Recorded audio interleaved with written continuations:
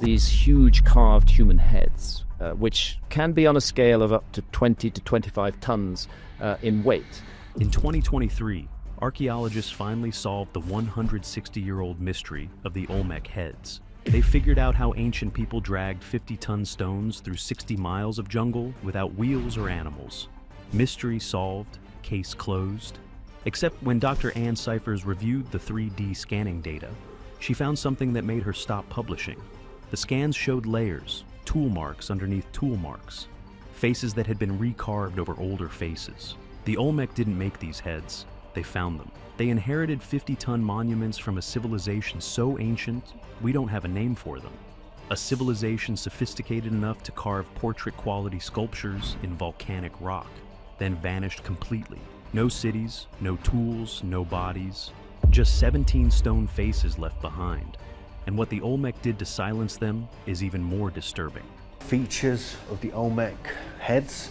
17 of these have been found in total, of course. The impossible monuments. Deep in southern Mexico's jungles sit 17 massive stone heads. They've been there for 3,500 years, watching, silent. Each one weighs between 6 and 50 tons. They stand up to 11 feet tall, carved from solid basalt with haunting precision. The great heads of the Olmec are made of basalt. Basalt is a volcanic substance. Broad noses, full lips, almond-shaped eyes, elaborate headdresses. Every face is different. These aren't generic sculptures, they're portraits. Specific individuals frozen in volcanic stone, their identities lost to time, but their features preserved with disturbing accuracy. The Olmec civilization created them between 1500 and 400 BCE, making them Mesoamerica's oldest major civilization.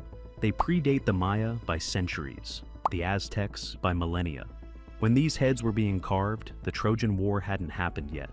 Homer wouldn't be born for another 700 years. The Greek alphabet didn't exist. Rome was nothing but empty hills. And yet here, in the swampy lowlands of what is now Veracruz and Tabasco, someone was carving 50-ton portrait sculptures with precision that rivals classical antiquity. The heads were discovered at 4 sites scattered across the Olmec heartland. San Lorenzo holds 10, La Venta has 4, Tres Zapotes has 2, La Cobada has 1. The largest, Monument 1 at San Lorenzo, weighs an estimated 50 tons. That's heavier than most adult humpback whales. Picture 8 full-grown elephants compressed into a single carved face. But here's the catch: the basalt. These heads are carved from doesn't exist anywhere near where they were found.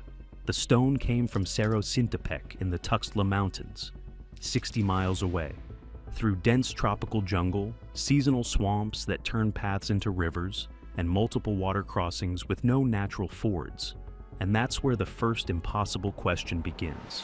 The transport problem. Dr. Jose Luis Rubalcaba, a geochemist at the National Autonomous University of Mexico, ran geochemical fingerprinting on samples from every head. Trace element compositions unique to specific volcanic sources. When the coordinates came back, pointing 60 miles into the mountains, he ran the analysis 3 more times. Same answer. Every time. 60 miles through that terrain, with 50-ton stones. No wheels existed in the pre-Columbian Americas. No horses or oxen.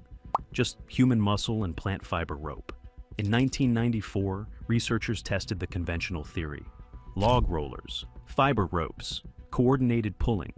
With 80 workers pulling in synchronized bursts, they successfully moved a 10-ton replica several miles over prepared ground. Theories involving river rafts or massive human labor forces exist, but physical evidence for these methods remains limited. The experiment proved the method could work at small scale, but here's where the math falls apart. 10 tons is the lightest actual head. The heaviest weighs 5 times more. Scaling up doesn't just mean more workers, it means exponentially more chaos. The calculations say you'd need 500 to 1,000 people pulling simultaneously. Perfect coordination. Every hand timed to the same instant. One mistimed pull and the stone tips, crushes workers, destroys months of effort. You'd need to clear a 15-foot wide path through 60 miles of jungle that grows back in weeks. Tropical vegetation doesn't wait. You'd need hundreds of hardwood logs as rollers, constantly replaced as they crack, wear out, or sink into soft ground. You'd need to feed and house this massive workforce for months. Command them with clear hierarchy and centralized authority. Then there's the rivers, multiple crossings with no bridges, no shallow fords with bedrock solid enough to support the weight. A raft capable of floating 50 tons needs massive timbers lashed perfectly together, skilled river pilots to navigate currents without capsizing from shifted loads, and sophisticated understanding of buoyancy that most civilizations wouldn't develop for another 1,000 years. One wrong current, one shifted stone, months of work sinks to the riverbed and stays there forever. So here's the thing. Either the Olmec possess state-level organization and engineering knowledge that shouldn't exist in 1500 BCE America, or they had help from someone we haven't identified. The transport was already impossible, but the 3D scans were about to reveal something worse. The scans that changed everything. Dr. Ann Cyphers spent 30 years excavating San Lorenzo, 3 decades brushing dirt off stone, cataloging fragments, defending theories to skeptical colleagues who questioned every interpretation. When she ran high-resolution laser imaging across every inch of those heads in 2023, she expected to document carving techniques. Standard archaeological analysis. Another data point for the academic record. What she found instead kept her team working through the night for weeks. Multiple layers of tool marks, surfaces that had been deliberately smoothed to erase earlier details.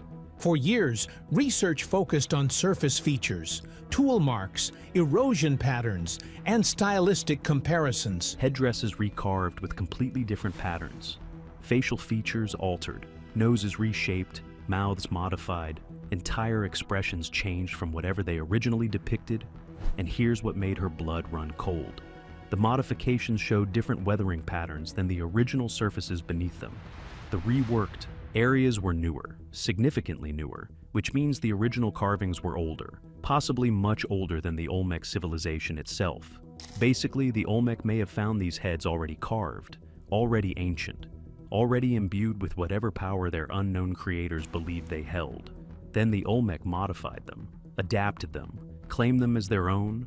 I know how that sounds, but the toolmark analysis makes it worse. Dr. Kenneth Hirth, an archaeologist specializing in Mesoamerican stone technology at Penn State, examined microscopic images of the carved surfaces. His reaction was blunt.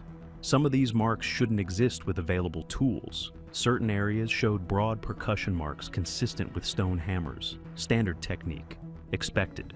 But other areas showed fine, controlled grooves, patterns resembling sawing or grinding with precision abrasives that don't match any known Stone Age technique in the archaeological record. Here's the deal. Basalt. Rate 6 on the Mohs hardness scale. That's harder than some steels. Basalt is dense. It's very, very heavy, thick rock. And it's very difficult to work with, let alone carve with rudimentary tools. You need something even harder to carve it effectively. The conventional answer is jade tools and stone chisels worked over extended periods. That works in theory. But look at the actual detail on these heads. Precision that defies explanation. Eyes with carved lids and subtle pupil indications through careful surface variation. Nostrils with anatomical definition and natural proportions. Lips that curve with realistic fullness. Ears with correct structure, some showing intricately carved earrings or earplugs. Headdresses featuring elaborate patterns suggesting cloth, leather, and feathers, with chin straps indicating helmets or ceremonial headgear. This isn't rough approximation. This is portrait-quality sculpture rivaling anything produced in ancient Egypt or Mesopotamia. The sculptors clearly worked from direct observation of actual individuals, capturing specific features with remarkable artistic sophistication. Modern carvers working basalt use diamond-tipped power tools and pneumatic hammers to achieve this level of precision. Replicating it with stone implements would require thousands of hours per head, using techniques we don't fully understand and can't reliably reproduce today. And that's putting it lightly. If mysteries like this keep you up at night, hit subscribe, because what the evidence revealed about the original builders, it rewrites the entire timeline. Here's where Cyphers' discovery gets dangerous for mainstream archaeology. The reworking evidence suggests the Olmec didn't carve these heads from raw stone. They discovered existing monuments and modified them for their own purposes. But modified them from whom? We know who came before the Maya. We know who preceded the Aztecs. There are transitional sites, developmental stages, archaeological breadcrumbs showing gradual progress from simple to complex. For the Olmec, we have almost nothing. They appear in the record around 1500 BCE, already building monumental architecture, already organizing massive labor forces, already demonstrating capabilities that should have taken centuries to develop. Where's the learning curve? Where are the primitive early attempts, the failed experiments, the rough drafts that should precede masterwork? They don't exist, at least nothing we've found. And archaeologists have been looking for over a century. This pattern appears elsewhere in Mesoamerica. The Maya built temples directly atop older structures, absorbing their sacred power.